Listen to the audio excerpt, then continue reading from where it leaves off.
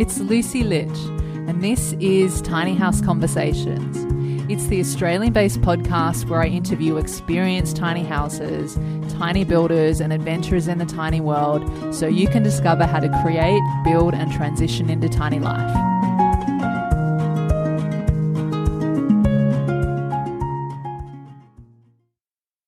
Welcome back to Tiny House Conversations. Today I'm speaking with Colin and Megan, who are experienced tiny houses living in Brisbane, Queensland, in what they call the Serenity Tiny House.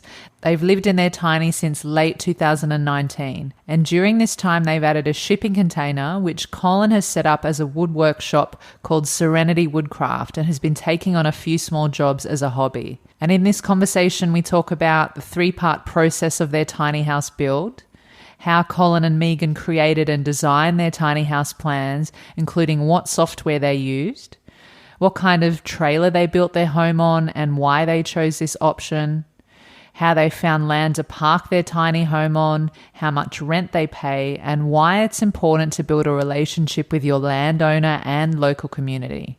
We also talked about what they love most about living the tiny way of life and so much more.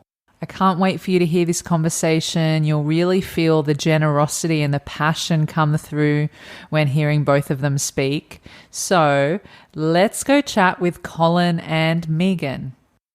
Hi, Colin and Megan. Welcome to Tiny House Conversations, and thanks so much for being here with me today. Nice to be here. Yeah, thanks for having us. Excited to be part of your show. Yeah, lovely to have you here. And you guys live in a beautiful tiny home in Brisbane in Queensland, and I'd love if you're able to take us back to where your tiny house story started and what inspired you to want to build a tiny house together. All right, I might start this off. So we have older children, two daughters who were at the stage of looking like moving out of home.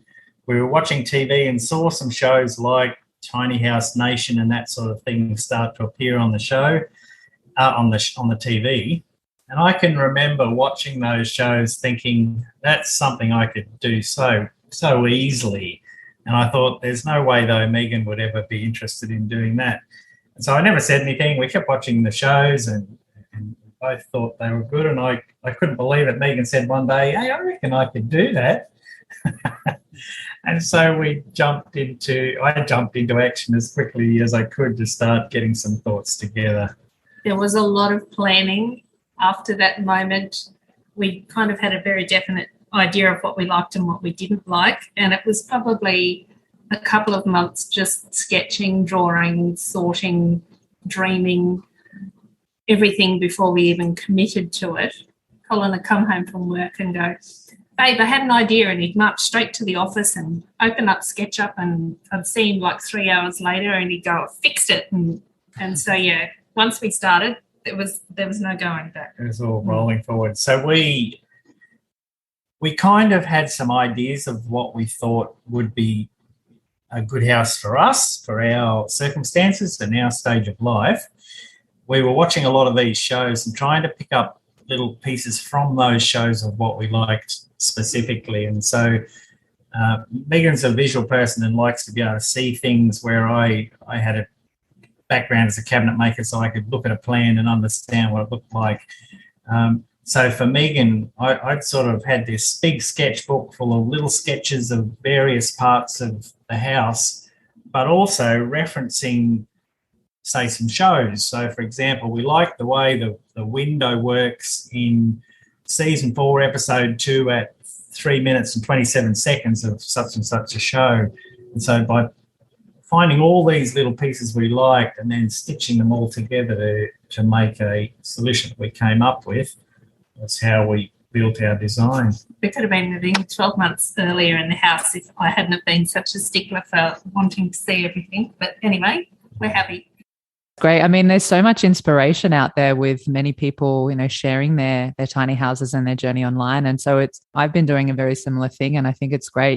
You see things that are really beautiful or functional or would work well in your home. So it's like taking a little bit of here, there and everywhere and then I guess making it your own in your own style and according to your own values and features and what you want to have in your home.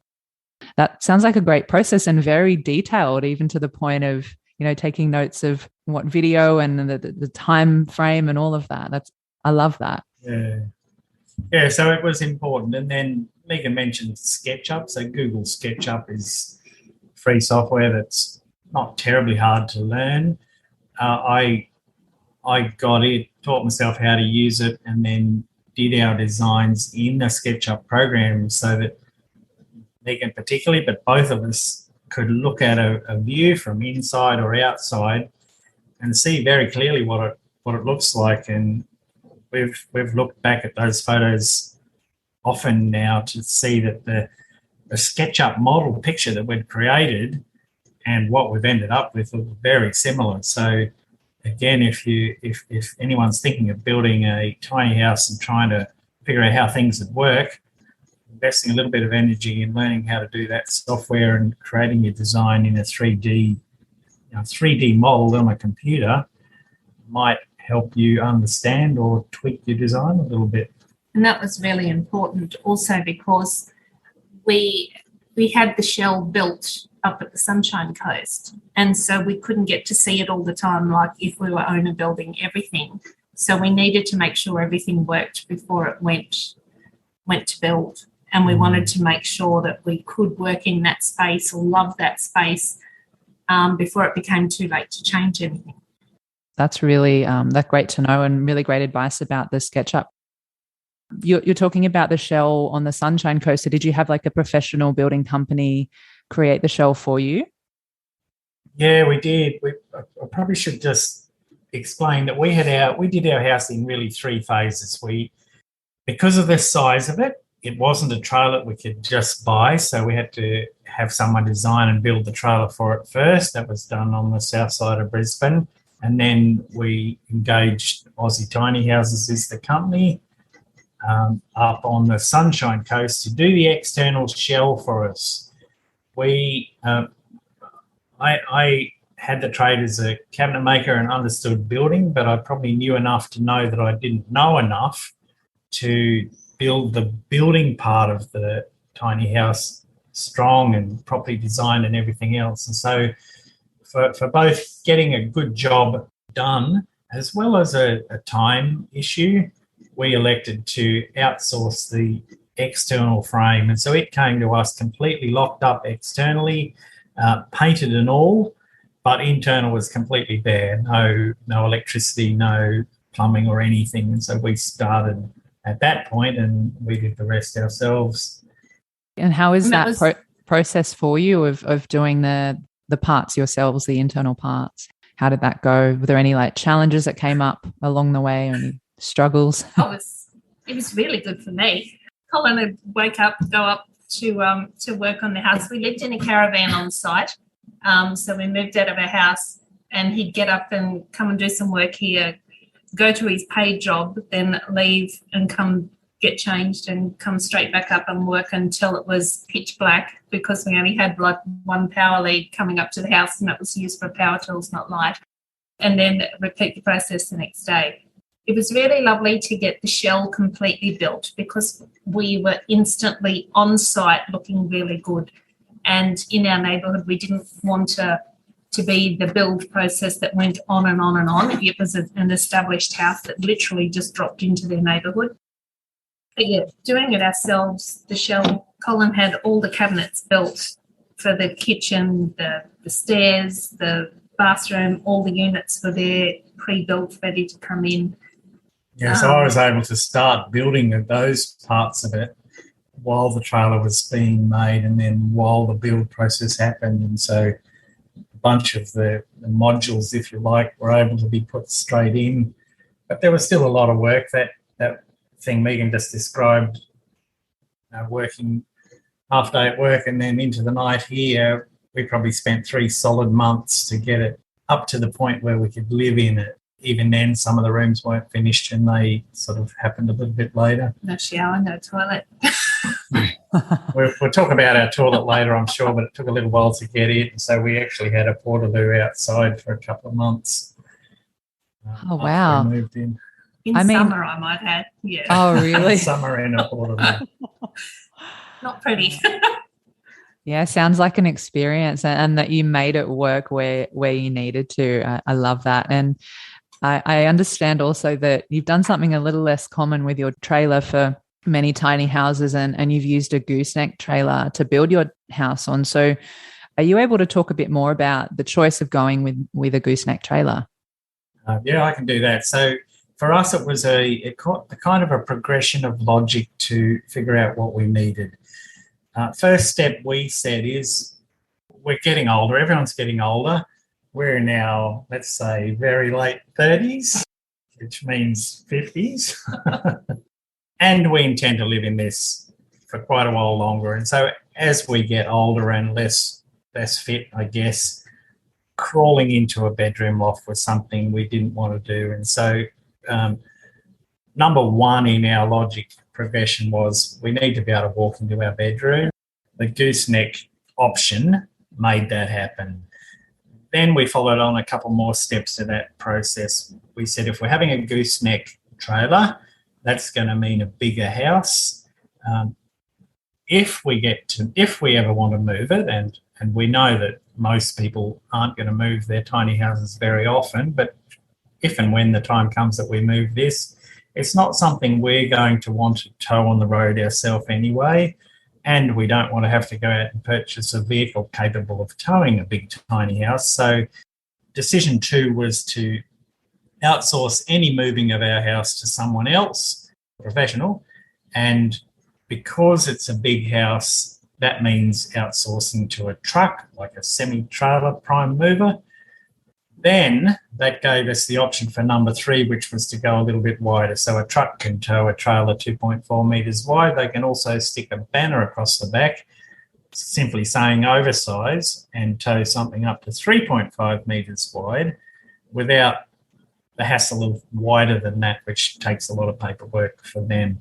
So the option came for us then to stretch our width to 3 metres, and that extra 600 millimetres over the 2.4 width length size makes a really big difference. And so deciding first about how we wanted to live in the house, then how we wanted to move it, allowed us to go to that 12 metres long by 3 metres wide. Yeah, that's on the bigger end of the tiny homes, isn't it? How are you finding having that extra space? Does that work quite well for you?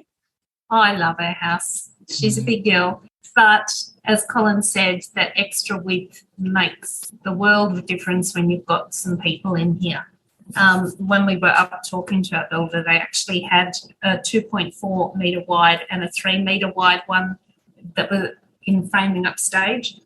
And I popped in and kind of had a look around the 2.4 one, then went into the 3 metre one, and I actually just kind of went, and I just sat on the floor. And I can remember one of the guys coming in going, "What are you doing, Megan?" And I said, "This is me sitting on my lounge with this extra room in between me and the other wall."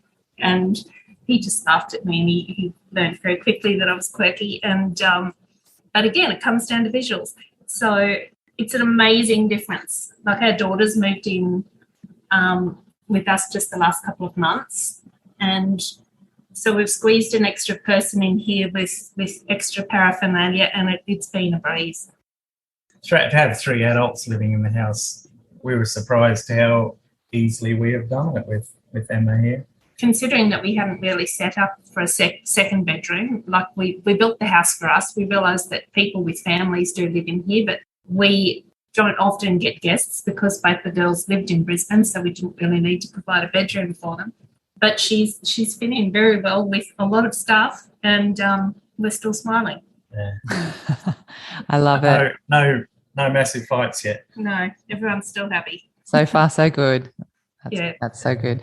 And I'm wondering, so you were talking just before about you built the internal structure of your home, and I'm curious, what kind of materials did you use, and where did you source your materials from? Were they like higher quality materials? Did you use any salvage materials? What was that like for you? So ours is all definitely in the higher end. We're thinking of this as our forever home. Mm-hmm. Being in a tiny home, you still can have a forever home here, so we wanted to have it nice and done well. The look inside we wanted was the VJ lining board look. We looked around at getting timber versus the MDF versions of that, and ended up with the MDF sheets. There's a couple of reasons we went that way. They are probably easier and quicker to install, but they're more stable and won't sort of crack over time, and the joints open up so the paint lines become visible. So the inside look is with the VJ board look using MDF. Kitchen cupboards are all done really well. We have marble on our bench tops. That sort of shows you the type of finish we have in here. But we didn't do that straight away. We had really crappy bench tops with screws in them for handles until we could kind of afford what we wanted. Like we knew what we wanted and we were prepared to wait for it. Like we didn't just get this instant look. It's been a progressive buy and save, work, get it done. And that's been a bit of a tactic for us, do what we could to start with, but do the remainder of it as we made the money to pay for it. So plenty of tiny house people are looking to do the same thing, and you can certainly live in a partially completed tiny house.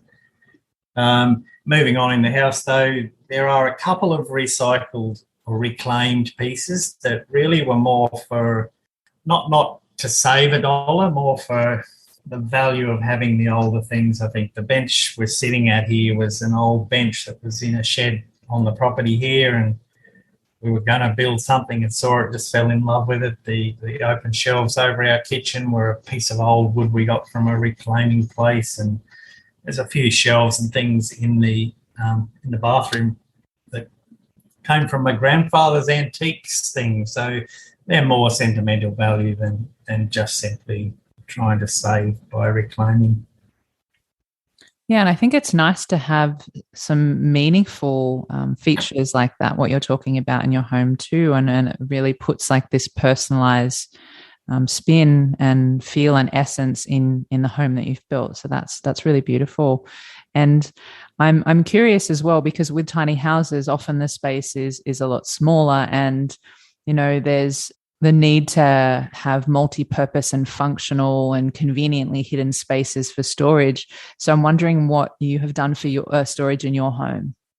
Well, anyone who's watched the Living Big and the Tiny House episode knows that that's the most notable thing about our house, all the storage places we've discovered.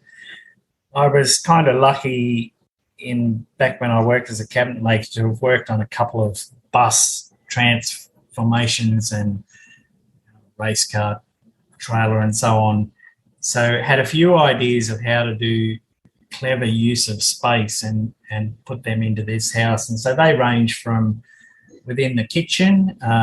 We planned what was going to go in each drawer and cupboard and how it was going to fit. And so where normally a kitchen might only have 3 drawers, we had figured that we could fit 4, so extra space. We used the kickboards in underneath the kitchen to add a further set of drawers.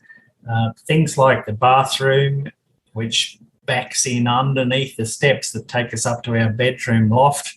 There's a whole heap of little tricky little cupboards in those corners to make use of that space that would be kind of lost in underneath the hallway to our bedroom. But then the other thing we used was in the wall storage. And so if you jump on Pinterest or Google or anything and just do in the wall storage, you can, or between the studs storage, they often call it, you find ways of sort of recessing cupboards and storage nooks and things into the space between your internal and external walls. And so we have behind the TV, there's a kind of a place that all the electronic equipment plug in like that. Up in the bedroom, there's a couple of wardrobes and storage cupboards and things. And, sort of a half-hidden jewellery cupboard behind a mirror. And even under our desk here, there's a couple of really shallow cupboards for just some stationery items. So using all of that space gives you a lot more storage opportunities. Had to be a lean-in at the end. Go, enough's enough. Yeah, I've seen some really creative storage ideas in the home, and it is really great. I suppose it makes you use the space a lot more efficiently. Yeah. I think the bathroom is one of the places that surprises people most. We have considerably more storage in our bathroom here than we did in the 4-bedroom house we lived in. even the shower, the curved front shower that we have in there comes for domestic properties in a 900 millimetre and a 1 metre shower version. We fit the larger one into a tiny house and still have all that storage and space to work around it. So that surprises a lot of people. And, speaking of the bathroom, and you mentioned your toilet before, so do you still have the incinerated toilet that you had previously? Sure do. Yeah. Yes. Can you talk more about that and how it functions and how that is for you? It's very user-friendly. A lot of people kind of get a bit nervous when they think they've got to use this toilet. They think they're going to be sitting on something that's burning, and the first time our family came, there was Googling and drama and all sorts of things. Basically, you open the lid, pop a paper liner in, which comes from the company. Everybody sits down to do their business, and then you close the lid and push a button, and it just drops into an incinerating chamber below. It has an extraction fan, and that is the only noise that it makes. So I'll just clarify, when Megan says the incinerating chamber below, that's literally sort of straight under the bowl. So this thing's a fully self-contained unit the size of a regular toilet that will dispose of that waste. And the good thing about it is that it burns it down to just ash, like you would have in your fire pit outside. For two of us in the house here, we would go 6 weeks probably without needing to empty it. And when we do, there's, like a soup plate amount of, shouldn't talk about it on soup plates, but about that much ash. So it's clean, it's easy to use. One of the benefits of it, I think, is firstly for people nervous about composting toilet solutions and dealing with that waste. But I think there's a bigger benefit, and that's for many of us who are looking for someone else's property to put our house on, to be able to go to that prospective landlord and say, we'd like to put our house on your property. I'm quite sure one of the first things entering their mind is what happens with the sewage, and to be able to say we don't do that, we don't have sewage, then that makes that whole process a lot easier. Mind you, we are on the grid and are very aware that it would take a little bit more power to run off-grid. True. Yes. So ours is an electric-powered incinerating toilet. The company, which comes from Norway, but has distributors in Australia, have a gas-powered one for people wanting to try the off-grid option. I'm still not sure at this point if the gas version is approved for sale in Australia yet, but I keep hearing it's imminent. Well, I don't keep up that much anymore, but we had heard it was imminent in Australia.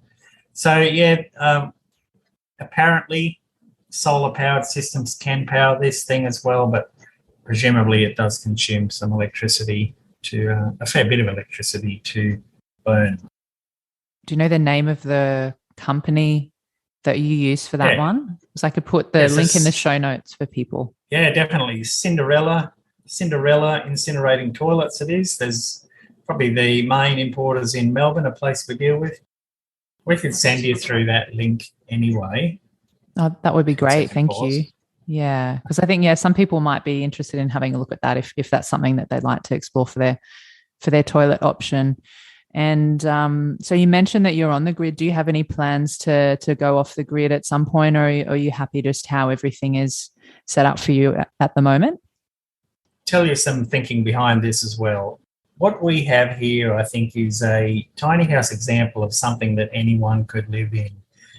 I personally think a lot of tiny houses sort of probably go to an extreme level which would alienate a lot of people, a lot of non-tiny house people. Our example, we can show any regular person and they would say, wow, I could do that.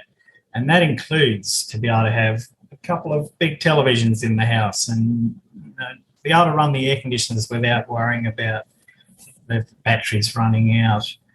I think that's certainly important to me, and I think us. So we're on the grid for both water and electricity. However, in saying all of that, down the track, if we move away and we can find a location where we can put some solar cells up rather than under the trees that we currently live here, we have definitely no objections to going off grid, but we're happy to make a small improvement to our environmental footprint without needing to show an extreme version. I hope that's making sense how I've just described it. Yeah, that makes absolute sense, because you're right, like just what you mentioned, it can be a daunting thing for a lot of people in terms of, especially if someone was to try and go off the grid straight away. I mean, I know a lot of people do it, but like you're saying, there's a way to make things more accessible for more people. And, you know, some people can start that way and transition off the grid, and others find that they just want to keep it that way, and that's totally fine as well. And I think it's just, finding what works the best for your situation, and also, I guess, considering what is most important to you, and just living in alignment with that. So that definitely makes sense, and a good thing to highlight to people, because you do see people, and there's lots of solar panels, there's composting toilets, and if it's for someone that is interested or curious about this way of living, but maybe it's a really big jump from where they are now, living in a city in an apartment or something like that, there is I suppose a stepping stone of accessibility. So I love that you said that.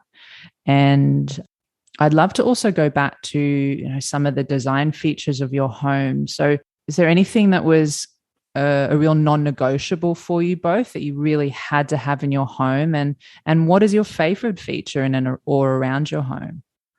Megan might talk about it in a moment, but Megan loves to cook, and she's a very good cook. So a good kitchen was her main point. Non-negotiable. The non-negotiable point. So really, it is the centerpiece of our house, I guess. It's literally in the center, but it is sort of the largest area. The non-negotiable I mentioned before was to be able to stand up in our loft. We also enjoy watching TV, movies and stuff, and so to be able to still have a large TV and a nice area to watch that sort of thing was important to us. Megan mentioned the loft. Ours is more like a mezzanine. If you've seen the pictures or the video, you kind of see that the loft doesn't go across the whole end above the lounge room area. It's opened on one side. That for us was a spare spot for either a guest, or perhaps down the track some grandkids might live up into there. Any non-negotiables you can think of? Not just the kitchen. Just the kitchen. Oh, and a good toilet. Oh no, I guess we should say the deck outside. Since the Living Big in a Tiny House show, we've completed the deck and have a roof over it with lights and a fan and everything up in it. Especially living in Queensland, but I think key to our plan of making living in this a success was to allow that we would want indoor-outdoor living. And so to be able to utilise that deck, and we often find ourselves sitting out there for hours at a time, have meals out on the table, out on the deck as well. So again, I think realistic is a word I haven't yet used, but it's important, I think, in people designing their tiny house to be realistic about how they're going to live and what they're going to need. And so, for example, if you were to go too small and cater for the fact that you might have wanted to live out on a deck or stand up in your bedroom, maybe the solution you come up with won't work for you. I've often said we've watched lots of shows on the TV. You know, you'll see a show coming up on Tiny House Nation saying family of 5 live in a tiny house, and then 6 months later on that Tiny House Hunters show, you see that same house up for sale. So clearly there was not a lot of realistic thought going into that house. So I think that's really important.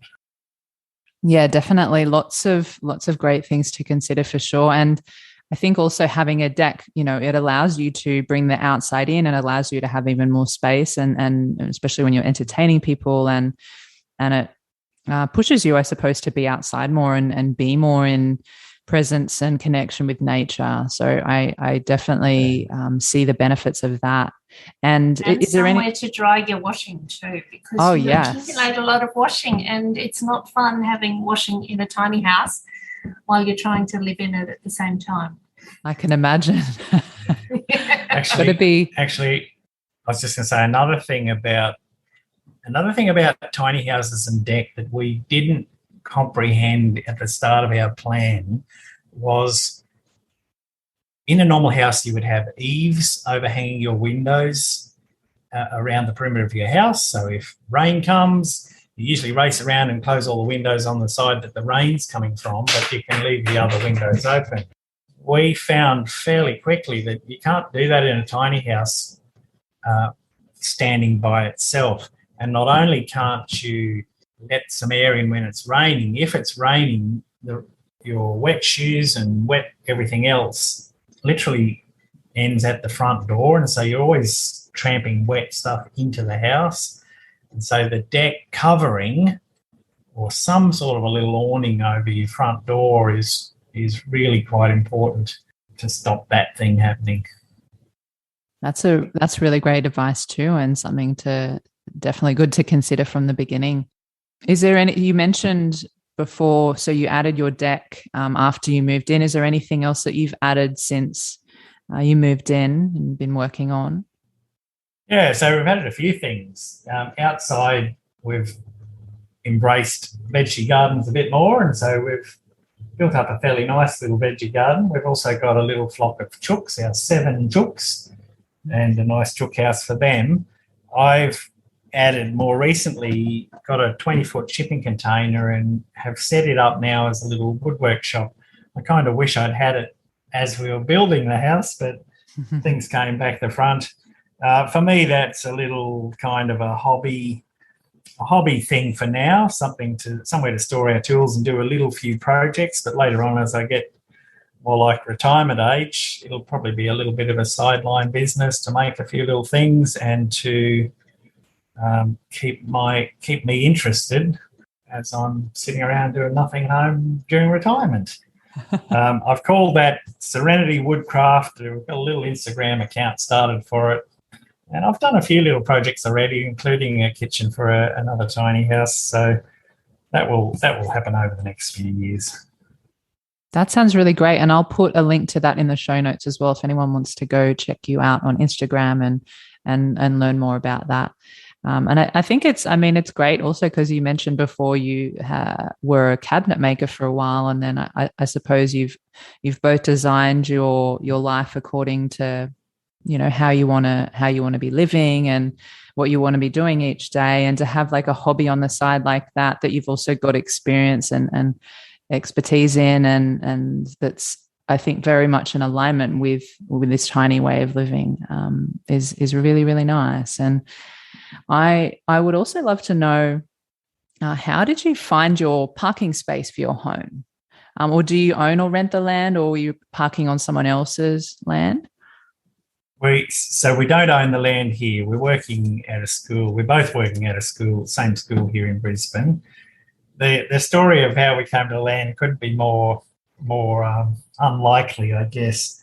We'd started our downsizing in the house we were at, and Megan had sent an email around to the staff in the campus she works at saying, I've got some stuff to give away or sell because we're downsizing. Come and see me if you want some stuff. And one of the other teachers came along and said to her, what's going on? What are you doing? And she said, we're getting a tiny house. And that woman went away. In the meantime, I'd heard from a different lot of colleagues about this amazing property that this other family teaching at the school have. You know how when you get excited about something, the fear of a no is so overwhelming that you don't do anything about it. And I'd heard about this property and I thought, I should ask them, but oh no, what if they say no? I'll be devastated. And so I'd never done anything about it. Next thing, the woman came back to Megan and said, can't believe the words, we would love it if you would consider putting your house on our property. We both just about fell over, and we came and had a look. We hadn't even seen it by then, and we were just gobsmacked. And the little bits of footage you see on the YouTube show or on the Instagram page Megan runs, Our Big Tiny House, it's an amazing property, and we just can't believe it's still very close to everything. So you get the best of both worlds. Wow. So it feels like we're in the country here, but literally 2 kilometres across the crest of a kind of a little rise is the main motorway through, well, it's the Pacific Highway, which goes literally all around the country, and another 2 k's for that's Brisbane, Macrobat, the Garden City Shopping Centre, one of the biggest shopping centres in Brisbane, and where we work is just there too. So we can't believe how lucky we were. Yeah, I love the sound of how that turned out for you. And do you mind me asking, like, what kind of arrangement do you have with the landowners? Because I know it varies depending on the situation, whether it's financial, whether it's, tending to the land or doing other odd jobs, or even a combination of both. So how does that work for you guys? What kind of exchange do you have? Yeah, so for us, it's a really good relationship we have here. We do pay some rent, and I guess it's around $100, which is around what a lot of people pay, but it goes much further than that. We are able to look after this corner of the property for them. The husband of the family does some travel, and so he might be away. So having us here in close proximity to his wife and their children is peace of mind for them. I go away occasionally myself as well, and so to have them here near Megan, if she was at home by herself, it's also peace of mind. And I bring the kids home from school. Yeah, since their kids go to the school where we're working, we're able to bring them home. So there's more than just a financial transaction. There's a lot of kind of community bartering, I suppose, is the word you'd use. Colin will see them doing something down in their yard, and he goes, "I'll just pop down and see what they're doing and see if they need a hand." Oh, that's so and it's nice. Vice versa too. So yeah, it's a lovely relationship, and the whole neighbourhood that we're in is a really welcoming. If you need something, you just sing out, and before you know it, someone will be here. Like putting our air conditioner in, we found a snake under the house that the electrician thought was our pet, and it was like no. And a quick call out to the neighbour, and over he comes and relocates the snake for us, and then he'll go, "Cole, I need a hand doing something else," and Cole will scamper over the fence. It's a beautiful little community to be in. Yeah. I want to talk a bit about neighbourhoods and living like we do here. Now's probably a good time. For many people living in a tiny house, they do so in what we call under the radar. So council, not having gone through council processes. I'm sure there are a few really important steps to being able to do that. One of them is to get on really well with your neighbours, because councils typically are aware that people are living in tiny houses but aren't necessarily going to action anything about moving them on unless there's a complaint. So for us and for when we arrived here, the number one priority was to get along with our neighbours. So they're friendly with us, they're not going to make any kind of complaint against us. Next thing, I guess, sort of slips back to the toilet thing. I think we're probably battling a bit of a stereotype for most people out there that tiny houses probably might be considered, I've often said, they probably think we're hippies running around naked living in a shanty town with rubbish everywhere on the ground. It's funny. It's very funny. It's not. I laugh every time. There is some truth to it, though. When people think tiny houses, they're probably going to think trailer park and everything else. And so to be able to set an example of not being that, to be a professional couple living in a very smart, if not sought after house, is again really important. The sewerage thing and the incinerating toilet thing, I think, fits into that as well. And people and councils being concerned on how you're going to deal with that. So, yeah, getting along with the neighbours is really, really important. Yeah, that's a very common thing that many other people have also said too. And I think there can be that perception of tiny houses or just an uncertainty about what that looks like. And I guess the reality is it's different for a lot of people. So, bringing it back to connecting with the community around you and with the landowners, and I suppose having this opportunity to, show the possibilities of, what tiny house living can be in a really responsible way, responsible with the land that you're on, as you say, responsible with what you're doing with waste, and also just being, good citizens of that community. And I love that it does bring community together. Like it really does. It's a big part of it. And, that's what community is all about too, is like looking out for each other. What you were talking about before with the snake story and the kids and all of that is like looking out for each other and helping where you can. So I think that's a really beautiful part of it, because we were designed to be in community and be together and connect. And then on the other hand, it's also nice to be able to have your own space and to do what you do and to live your life as well.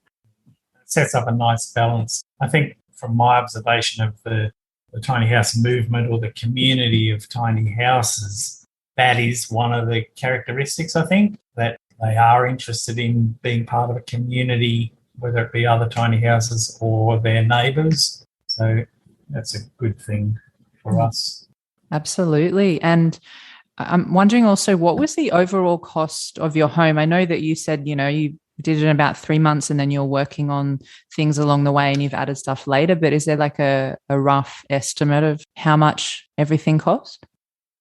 We stopped counting after a while because it was our home. It's not a business. It's something that we wanted. We got it. And not everything happened all at once. Like we had costs running right up, and I stopped keeping a tally. I know you did. And people got really cranky that we didn't know the exact cost of how much everything cost. And it's like I challenged them to do that in their own homes. But yeah, it's a bigger house, so it's going to have a bigger cost. And now I'm going to hand it over to Colin. So my answer, without putting a real number on it, is because we did so much work for ourselves, it's hard to even kind of estimate the value of that labour. And I know that's true for anyone and anything. We got, just for a bit of reference though, we got the house and trailer for $100,000 exactly. The trailer was 34, the house was 66. The shell of the house was 66. So then we would have spent 50 or 60 more plus things we've done since then, plus all the labour content. So I've estimated people are going to be looking at more than 200 for what we have here. I mean, compared to the cost of a regular sized home as well, and also you are living in a bigger sized home and you've added all these really beautiful touches too. Like I think that is money well spent. Exactly, and that's how I look at it as well. To the 4-bedroom house we came from was worth about $700,000 or $800,000 when it was being sold. We were renting there.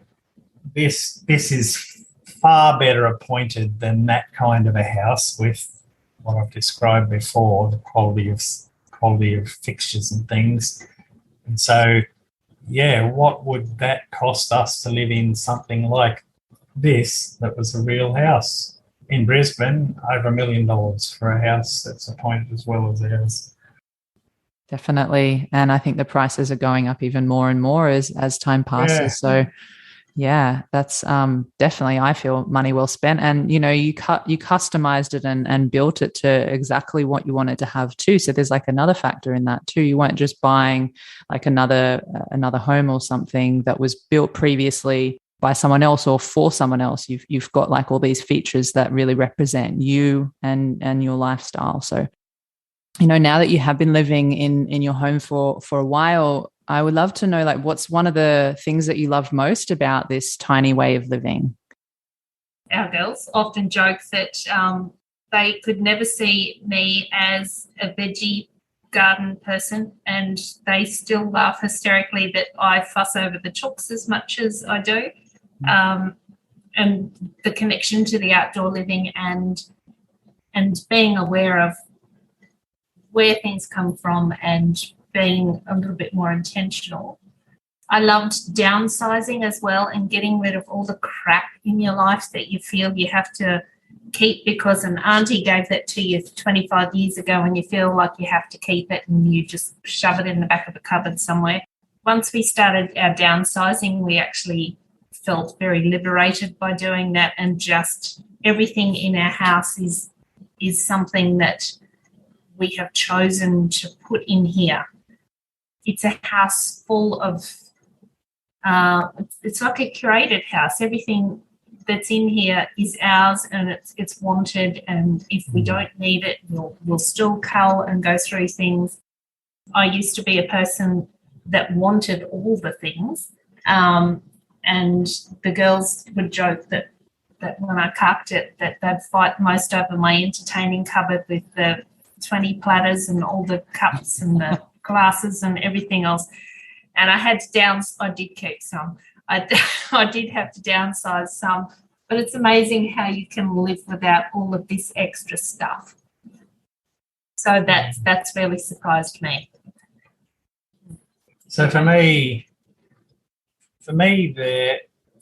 turning it into a little bit of a longer story. So I worked as a cabinet maker to start with. Then I later on in life did a degree in IT and worked in IT and IT management. So I was doing the whole career thing, chasing the ladder. I was lucky enough to get a redundancy a few years before we even started thinking about this house, and at that point learned that there was a bit more to life than sort of chasing stuff and possessions and prestige or whatever else. And then the house kind of unfolded out of that to really amplify that feeling for me even more. And so now I work as a groundskeeper at the school that we've mentioned a couple of times, and I find that such a relaxing way of life. I say I've got the best office in Brisbane, looking out over the field that I'm mowing. I've got no meetings to attend to or politics to worry about because I used to work in government. So then that translates the same thing coming home here. The house is easy to care for. We can do a spring clean in an hour, and we can just have a more fulfilling life without the drive for the stuff that overwhelmed us or me before that. Yeah, our well-being and our mental well-being is much better, and our relationship is probably better since being here. There's really nowhere to hide when you're living in a confined space. That being said, I did lose him the first couple of weeks when he'd be up in his loft when the computer was up there. I'd forget to look up there.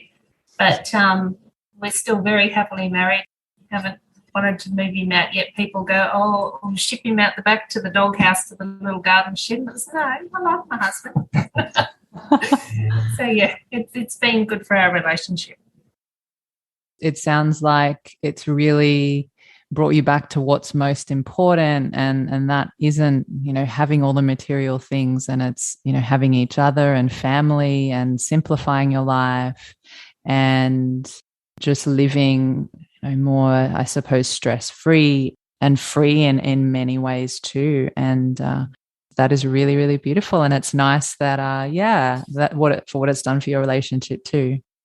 I'm wondering, so, talking about what you love most, but is there anything that you found along the way that has been challenging in terms of like living in a smaller space, or anything that was like a big adjustment or not working for you? Probably some of the things we've done since we moved in have alleviated some of those concerns. So, for example, the roof over the deck that I described earlier, not having a place where you can dry off in a rain time, that's now gone. For me, the workshop shed out the back has been really good. So even the finishing off projects I'm still doing inside and on the house, to be able to go out there and have the machine set up and do the job has made a lot of difference. I've thought about it before and may have set that up earlier. It would have been great. So do you feel like those kinds of things, like if you, looking back, are those the kinds of things that you wish you knew back when you started your tiny building journey, or is there anything else that comes to mind as well?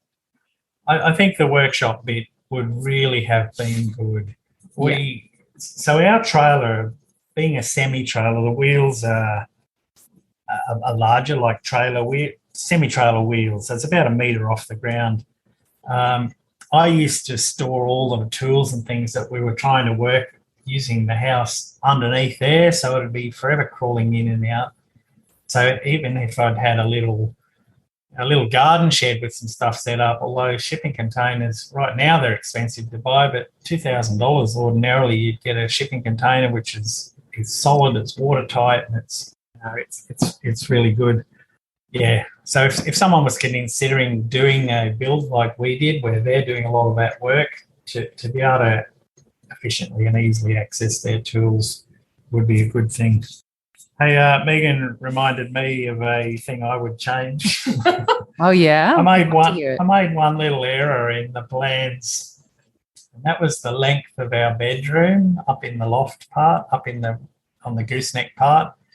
We were sleeping on a queen bed, and I don't know how I got it wrong, but it ended up a couple of 100 millimetres too short, so that on a queen bed mattress there was about 200 millimetres or 20 centimetres if you use that between the wall and the bed, and that just wasn't enough. So we went back to a double bed, but like Megan said, we like each other, so that's okay. But yeah, I should have checked. I don't know where I went wrong, and had I checked, maybe that could have been different. So check and check again. I think the old trade catch line is measure twice before you're cutting once. Yeah. Check your plans several times before locking it in. Yeah. I came home and he was sitting on the steps looking like someone had kicked his puppy. Oh. And I just suddenly thought, what's happened? Something major's gone wrong. And he just started apologising, going, I've made a mistake, because we had bought our queen mattress from the other place and it obviously didn't fit, and he was just so upset that he'd mucked this up. But it was just a little speed bump. It was just fine. And it works around the double bed mattress now. It's just a mistake that I beat myself up a bit more than I probably need to. Yeah. Well, I guess it's worked out anyway nicely. But Colin and Megan, as we wrap up the show today, I know, Colin, you've mentioned a few times your shipping container, the woodwork shop, Serenity Woodcraft. I'm wondering if there are any other projects coming up for you this year, or is there anything else that you'd like to share with everyone that's listening today? Well, projects, as Megan said, is to really put the final touches on this. It's the year of the lounge. The year of the lounge. We've got a lounge that we had in the other house here in front of the TV at the moment, but we want to have a really good, I guess, sofa bed lounge made to fit the location. So that's been put off towards the end of our projects. In the workshop container, just finish off the setup of that, and then, like I said, start to do a couple of little jobs. We're changing one of the windows to be a better fire escape. Oh, true. That's a point. So one of the other projects I'm going to finish up, those, again, who've seen the photos or the show, the bedroom windows are fairly small. They're 600 millimetres high by 1,500 wide. And we put them small because we weren't sure where we were going to end up, and privacy in your bedroom and so on. We have become conscious, though, that if in an unlikely scenario that a fire were to happen, say, down in the main part of the house, we might be stuck up in that bedroom.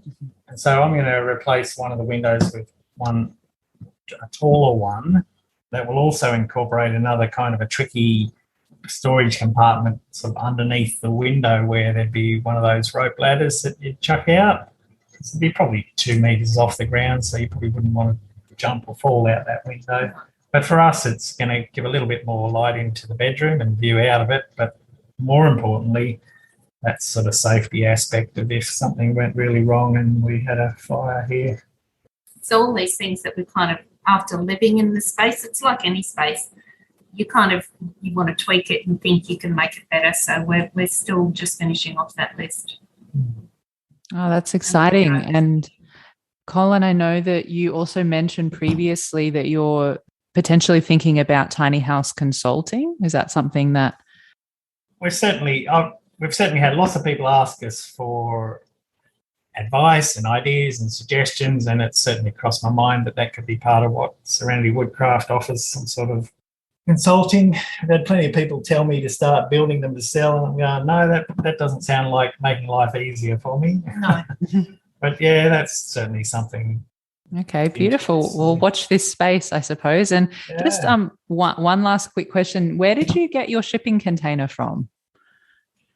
So we're in Brisbane. There's quite a lot of shipping container merchants in Brisbane. But yeah, they're all over the place. Like I said, right now, though, with this whole supply chain thing, they're $10,000 for what I paid $2,000 for a few 18 months ago, I guess. So Don't buy one right now. Okay. You can hire them from some of the places. Places sell them and trade in them, and you don't even have to go through a vendor. You can find them on Facebook Marketplace and all sorts of things at the moment. Okay, perfect. Yeah. Well, I'll put everything in the show notes for anyone that wants to check out the shipping containers or anything else that we shared in the conversation today. And if you're wanting to find the episode show notes, you can find that at tinyhouseconversations.com. And, where can people find and connect with you both online? We've got an Instagram account, Our Big Tiny House. If you want to have a look there, there's a link to the Living Big in a Tiny House video in our bio there if you want to catch that online. But yeah, certainly if you've got any questions, you can shoot them through there.